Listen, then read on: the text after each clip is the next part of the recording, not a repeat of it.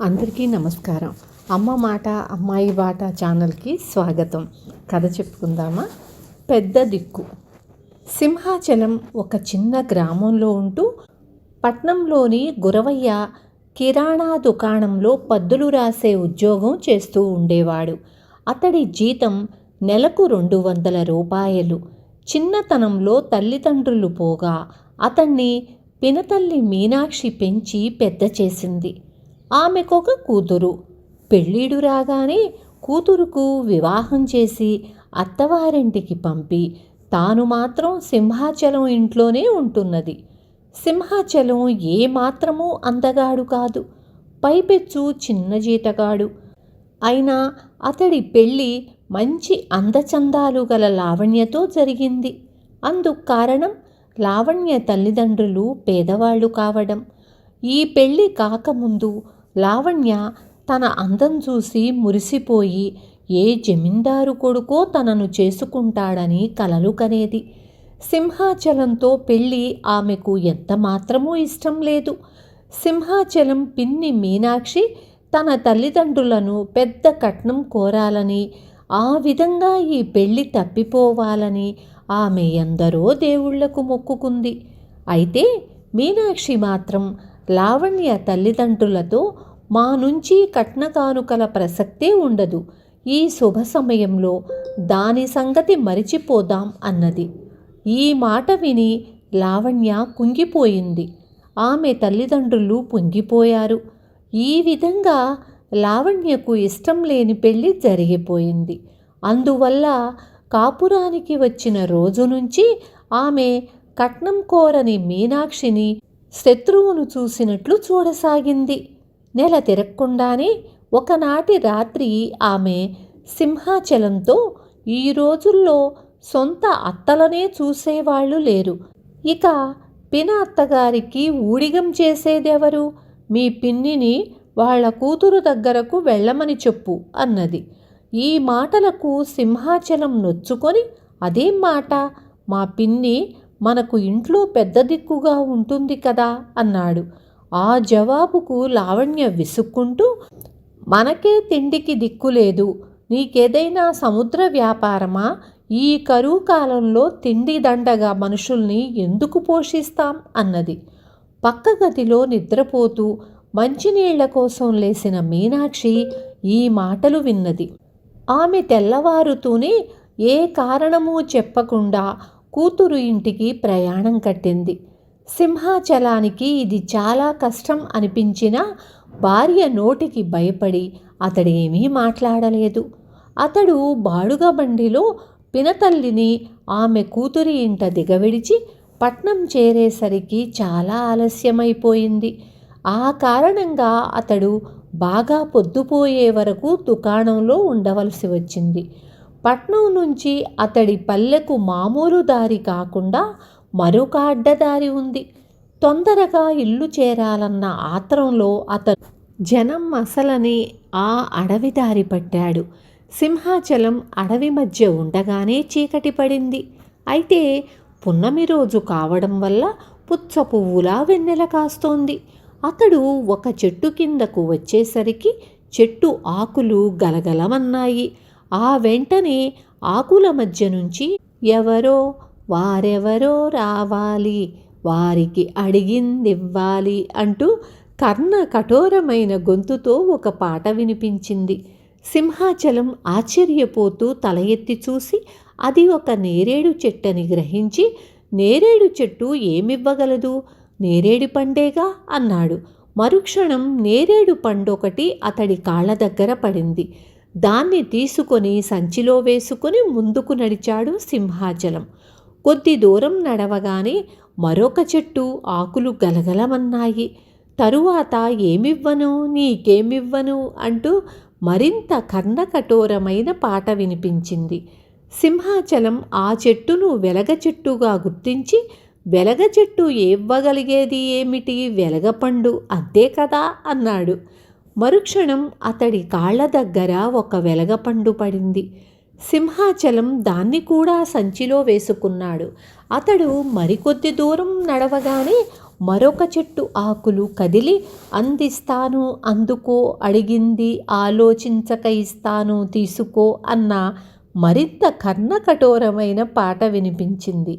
సింహాచలం రెండు చెవులు మూసుకొని ఆ చెట్టు మామిడి చెట్టని గ్రహించి, మామిడి చెట్టు మామిడి పండు కాక ఇవ్వగలిగేదేముంటుంది అన్నాడు.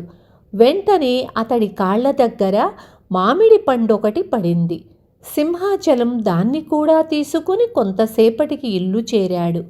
లావణ్య సంచిలో ఉన్న ఆ 3 పళ్లను చూసి ఆశ్చర్యపోయి, కాలం కాని కాలంలో ఇవి ఎక్కడ దొరికాయి నీకు అంటూ భర్తను అడిగింది.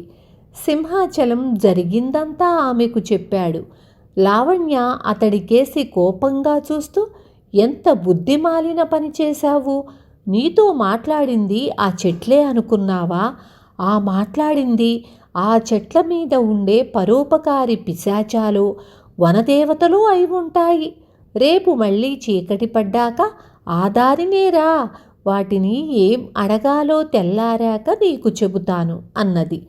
ఆమె రాత్రి అంతా నిద్రమాని పిశాచాలను ఏం అడగాలో బాగా ఆలోచించి తెల్లవారాక భర్తకు చెప్పింది.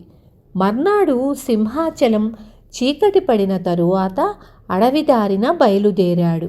అతడు నేరేడు చెట్టును చేరుకునేసరికి చిన్నగా వర్షం ప్రారంభమయ్యింది.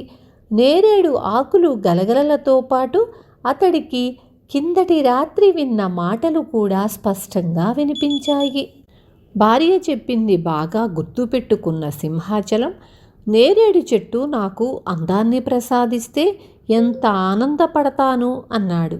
చెట్టు మీద నుంచి ధారగా నీరు అతడి మీద పడింది.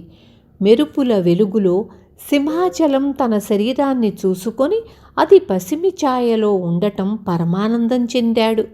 అతడు వెలగ చెట్టును చేరే లోపల పెద్ద శబ్దంతో పిడుగుపడి నేరేడు చెట్టు బగబగమనే మంటలతో నేలకూలింది.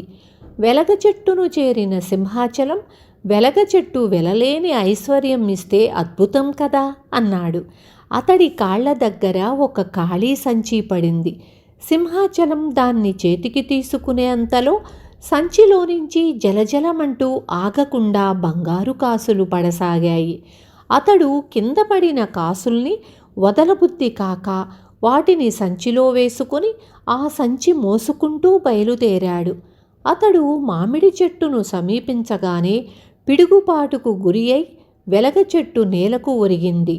మామిడి చెట్టు నాపైన అదృష్టాన్ని ముద్రగా వేసి అమోఘంగా ఉండదా అన్నాడు సింహాచలం చెట్టు కొమ్మల్లోకి చూస్తూ. వెంటనే అతడి తలపైన ఏదో పడ్డట్టు అయ్యింది. కానీ తడిమి చూసుకుంటే అతడి చేతికి ఏమీ తగలలేదు. సింహాచలం అక్కడి నుంచి కొంచెం ముందుకు కదలగానే మామిడి చెట్టు కూడా పిడుగు దెబ్బకు గురి అయ్యింది. ఆ తరువాత ఇంటి దారి పట్టిన సింహాచలానికి పెనుగాలి వల్ల, బంగారంతో బరువుగా ఉన్న సంచి వల్ల నడవటం కష్టసాధ్యం కాసాగింది. అతడు కొంచెం ఎత్తుగా ఉన్న దిబ్బనొకదాన్ని ఎక్కి దిగబోతూ కాలు జారి పక్కనే ఉన్న ఊబిలో పడిపోయాడు. బంగారం కాసుల సంచి ఊబి అడుక్కు మునిగిపోయింది. అతడి శరీరం క్రమంగా భుజాల వరకు ఊబిలో దిగబడిపోయింది. ఇక తనకు చావు తప్పదనుకున్నాడు సింహాచలం. కానీ అదృష్టం అతన్ని అంటిపెట్టుకునే ఉన్నది. హఠాత్తుగా దాపులనున్న చెట్టు కొమ్మ ఒకటి పెళపెళమంటూ విరిగి అతడికి చేరువగా ఊబిలో పడింది. అతడు దాన్ని పట్టుకుని ఊబి నుంచి బయటపడ్డాడు. సింహాచలం తూర్పు తెలవారుతుండగా ఇల్లు చేరి స్పృహ తప్పి పడిపోయాడు. లావణ్యకు ఆ స్థితిలో ఉన్న భర్తను చూసి దడ పుట్టుకొచ్చింది. ఏం చెయ్యాలో చెప్పేందుకు ఇంట్లో అనుభవం గల పెద్ద దిక్కంటూ లేదు. ఏమీ పాలుపోని లావణ్య మీనాక్షికి కబురు పంపింది.